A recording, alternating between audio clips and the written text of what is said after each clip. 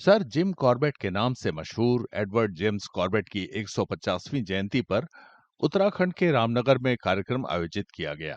कार्यक्रम में वन अधिकारी, पर्यावरणविद, प्रकृति मार्गदर्शक और उत्तराखंड के अलग-अलग जगहों से आए लोगों ने वन्य जीव संरक्षण में उनकी भूमिका को याद किया। जिम कॉर्बेट राष्ट्रीय उद्यान के अलावा उनके सम्मान में कई शहरों में कार्यक्रम आयोजित किए गए। उनमें मुख्य रूप से कॉर्बेट के शिकारी से वन्य जीव संरक्षक बनने को प्रमुखता से दिखाया गया।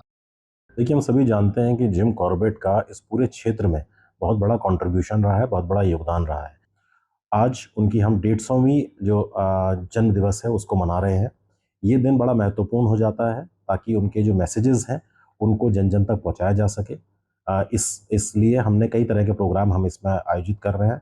सबसे जो महत्वपूर्ण प्रोग्राम है वो जो कॉर्बेट नगरी जिसको रामनगर को अब कहा जाता है, वहाँ पर हम कई तरह के प्रोग्राम यहाँ पर कर रहे हैं। इसके अलावा कालाढूंगी में जो उनका शीतकालीन निवास था, जिसको कि अब हमने एक म्यूज़ियम के रूप में डेवलप कर दिया है। कॉर्बेट टाइगर रिज़र्व प्रशासन ही उसको मेंटेन करता है, चलाता है। वहाँ पर भी हम कई तरह के प्रोग्राम वहाँ करने वाले हैं। जिम कॉर्बेट का जन्म 25 जुलाई 1875 को नैनीताल में हुआ था। उन्हें न सिर्फ आदमखोर बाघों से आम लोगों को बचाने के लिए, बल्कि वन्य जीवों की सुरक्षा के लिए अपना जीवन समर्पित करने के लिए भी याद किया जाता है।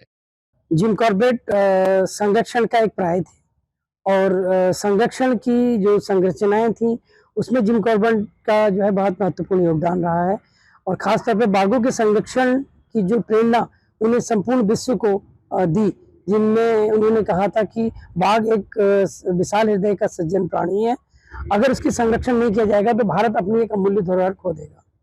तो निसंदेह जो है वो आज उनके लिखे के कई सालों बाद जो है ये सब लोग महसूस कर रहे हैं और ये जो प्रेरणा है ये बाघों के संरक्षण के लिए एक मील का पत्थर साबित हुई।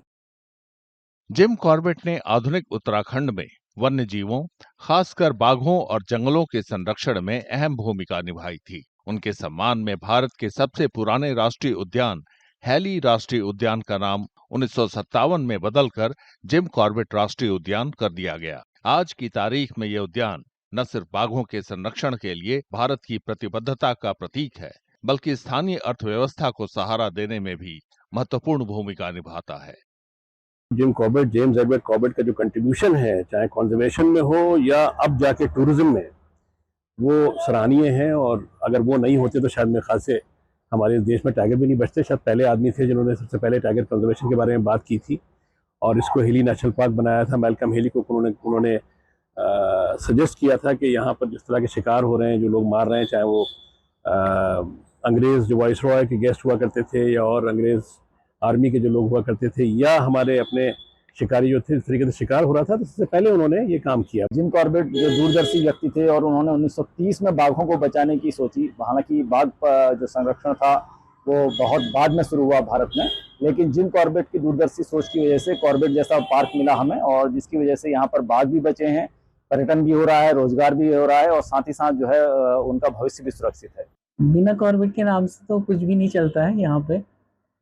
कॉर्बेट सोवेनियर शॉप का मतलब ये है कि यदि जैसे आप कहीं बाहर जाते हैं और जिस एरिया में जा रहे हैं तो वहाँ की आप फेमस चीज़ ही कुछ लेके आना चाहेंगे अपने यार दोस्तों के लिए, फैमिली के लिए, तो ऐसे ही कॉर्बेट सोवेनियर शॉप है। यदि कोई व्यक्ति कॉर्बेट में आएगा तो यहीं से रिलेटेड वो कोई ऐसा सोवेनियर लेके जाएगा, तो इसलिए हमने वो सारी चीज़ें रखी हैं, जैसे कि टी शर्ट है, हैट है, कैप है, मैग्नेट है, कप्स वगैरह है, पेन स्टैंड है, तो बहुत सारे आइटम हैं जो कॉर्बेट से रिलेटेड है।